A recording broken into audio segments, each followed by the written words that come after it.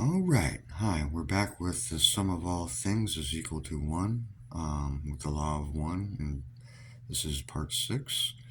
In this video, we're going to just wrap everything up. We're going to put it all into one nice, neat little package, and we're going to show that the sum of all things is equal to one with the various elements of reality as we see them put together. So, as a reminder.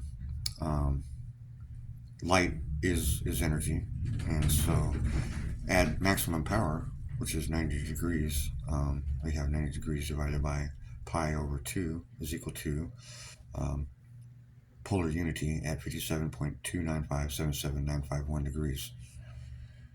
Now we're gonna designate polar unity for simplicity in our equation to make it fit on a piece of paper.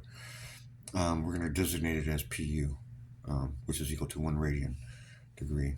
So PU is equal to 57.295779515 is what we're using in the equation, because that's what works to create polar or radial unity with the trigonomic identity function of this number to the fourth power sine 1 divided by 57.295779515 to the third power. This is the trigonomic function, identity function, equal to 1 degree radian. And with that, we're gonna also designate that phi is at 1.61802159379, not the 1.618021594. So this equation utilizes this quanta of phi, and with this, or I should say, this quanta of the polar unification vector. So with that, we come down to the actual equation, putting it all together. The unified field is plus and minus. It's polarized. It is a sine wave, so everything is a wave. Light is a wave. It's not a particle. It is a wave, and it has a positive and negative field to it. So with that, let me get a pointer here. We have this 1 times 10 to the 21, which is the maximum expansion and contraction of time and energy. This is the constant at 1 times 10 to the 21 that represents that actual quanta of the maximum expansion of time and energy. We multiply that by the microcosmic and macrocosmic wave field time standard at negative, or at 1 times 10 to the negative 21. These numbers represent the constant of time energy throughout the expanses of what we know as from basically 0 to infinity, and through the macro and microcosmic time fields. And this is what this number represents, and it is equal to 1. Moving forward, we have a portion of the polar unification field, which is the radial equation at 6 phi squared over 5 pi.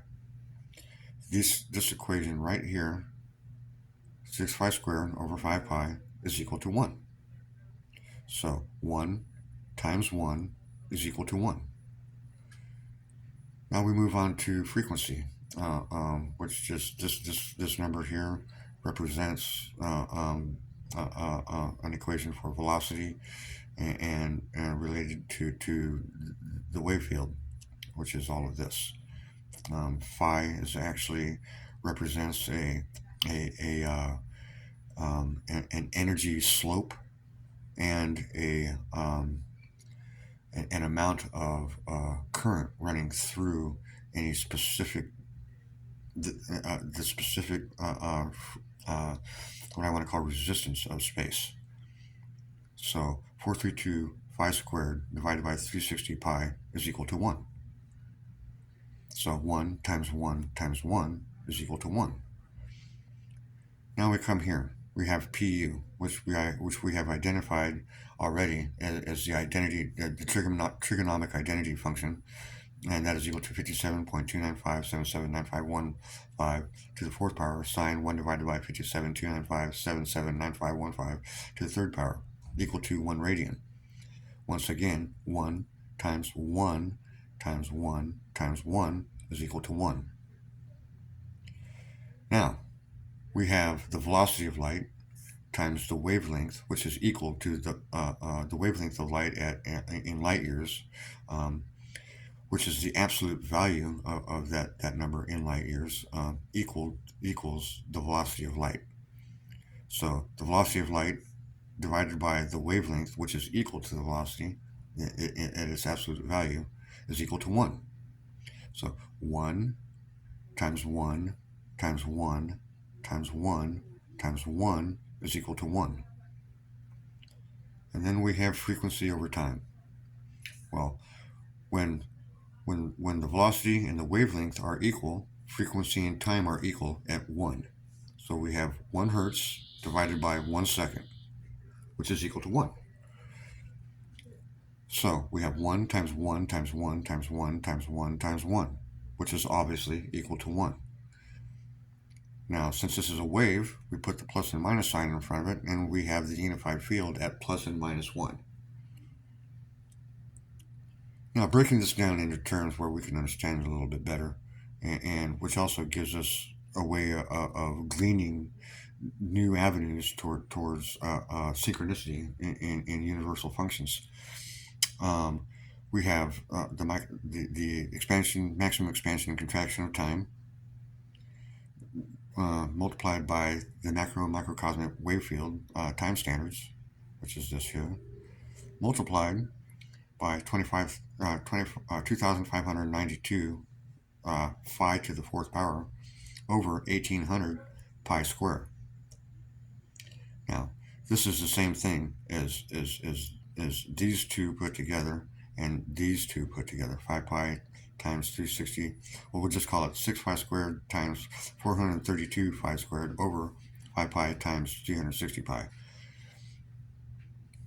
And so that brings us to 2,592 phi to the fourth power over 1,800 phi squared, which is still equal to 1.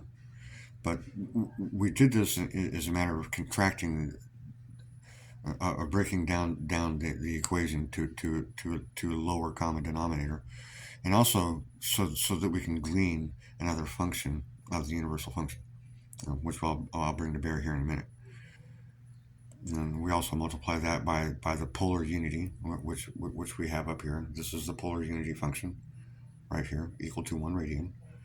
And that's multiplied by the velocity of light divided by the wavelength of light, which are equal at the absolute value, and that division is equal to 1. And then we have 1 hertz divided by 1 second. So bringing that to a positive and negative form of the wave, we see that the function is 1 to 1. So 1 to negative 1, that is.